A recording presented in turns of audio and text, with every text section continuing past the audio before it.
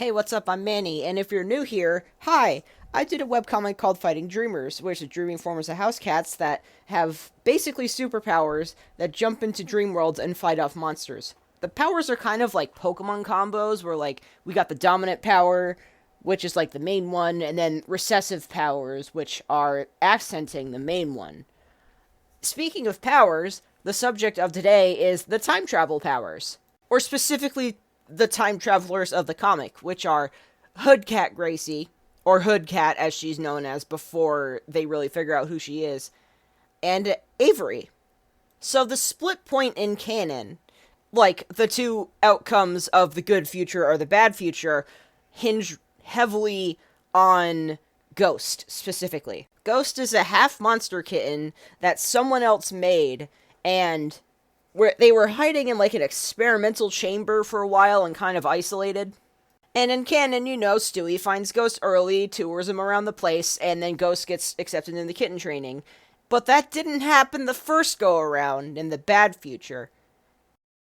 So for more context, Sandy Patches and Stewie are the most recent iterations of the Alpha Trio. The Alpha Trio being the first three cats that got into the buffer zone. But there was actually four of them, and the fourth one got sucked into the void and turned into monsters, and they were pissed off about it, because in their head, that got warped as they were in the void, their siblings abandoned them. So the minute the siblings got back into the universe, or the dream world rather, Twig just came in and ripped them apart, because it's like, how dare you abandon me? But they ripped their souls apart, and now the souls keep, like, intercepting different respawns, and Twig is like, what the hell? They keep coming back, I hate this. So basically, when a new iteration of the Alpha Trio becomes, like, all awakened and stuff, like, the next three are live, the monsters go ballistic, because Twig is like, God damn it, they're back again, I'm going for them. So anytime they're active, the monsters get incredibly dangerous, and it becomes very deadly in the dream worlds. And if all three cats get into that dream world at the same time after their awakening thing, they are going to get ripped apart very quickly. So the split point is Sandy Patches and Stewie, who are all stressed because, oh god, we're the Alpha Trio. Oh god, that's implications. We need to talk about this, but people keep watching us. Let's just go into a dream world and try and talk this out, because people keep trailing us and it's really annoying. And then Gracie comes along and they're like, okay, cool, hi Gracie, yes, let's all go in here together and absolutely not hide away from her as we talk about this. And then Gracie, with Stewie getting roped in along with her, start doing time loops, because Stewie has the inverse version of her powers. Like, she's time dominant, fire recessive, and he's fire dominant, time recessive. It was misdiagnosed as speed. So they sync up, they do a bunch of time loops, and they barely make it out alive. And then Stewie and Gracie have the whole, like, they only mentally looped back thing, and they looped back into this one world multiple times, so they got like days, weeks, maybe even a month's worth of memories where everyone else died over and over until they finally cracked the code. And Twig is at their wits' end. Like, this is the last goddamn time that these three are going to escape them. So they are going to go to the buffer zone directly through Ghost as a proxy.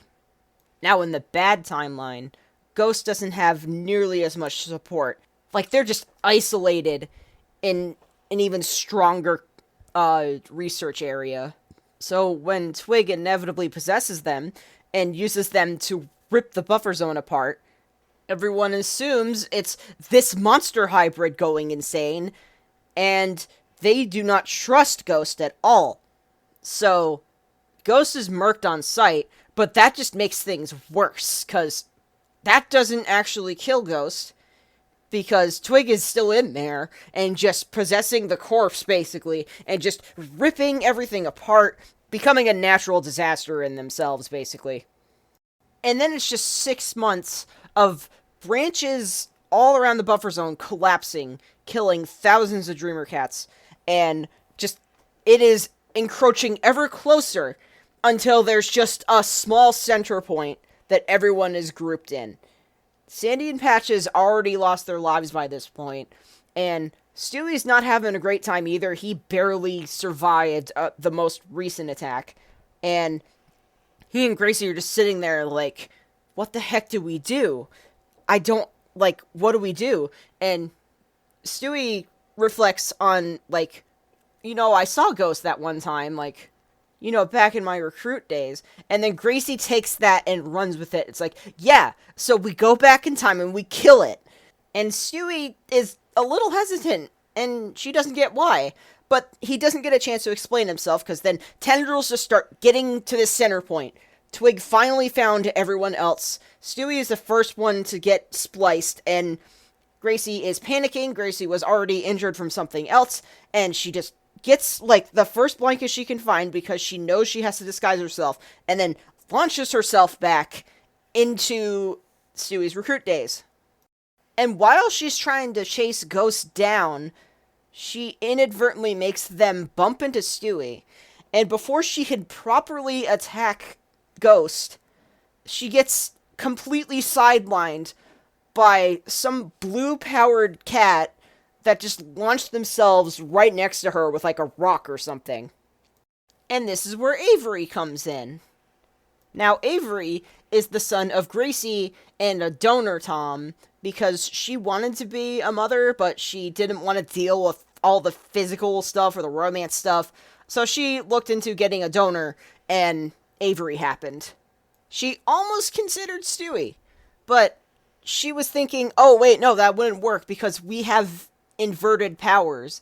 So that kitten would more than likely be time dominant and time recessive, which is very bad because that thing could erase itself from existence, and we don't want to deal with that. So she did extensive research with the powers that for everybody are highly documented. Like, the whole reason the cats are obsessed with lineages is because it is a side effect of documenting every cat's power, almost like genetic diseases, so the kittens that get produced don't become nukes.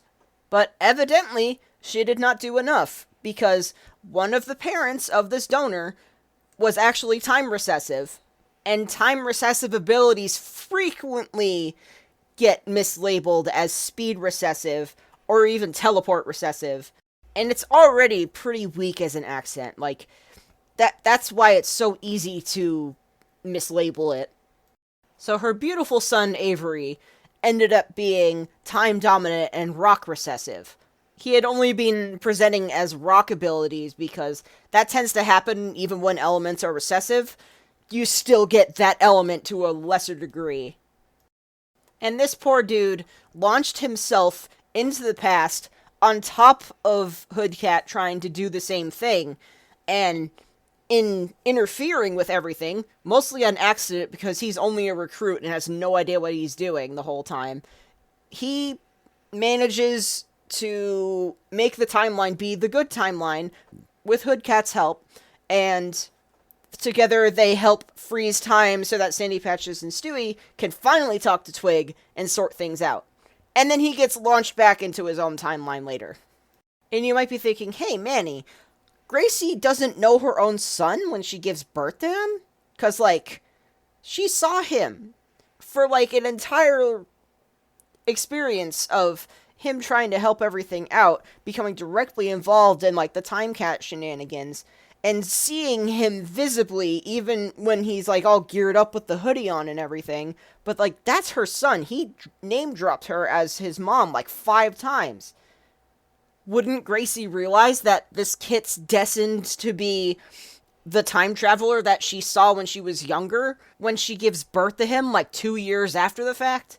Well, that's the fun part about time-dominant abilities, where the time travelers, especially if they're from a decent distance back from where they're supposed to be, they have a quantum observation thing going on, where cats have to look at them, and they know who they are, they know identities, but the minute they start looking away, details start slipping from their brain until they straight up forget the cat exists. Like, at most, they're like, oh yeah, there's some important cat, maybe a name. Like, some time-dominant cats could probably remember names and basics, but the actual identities just completely vanish from them if they're not consciously observing them.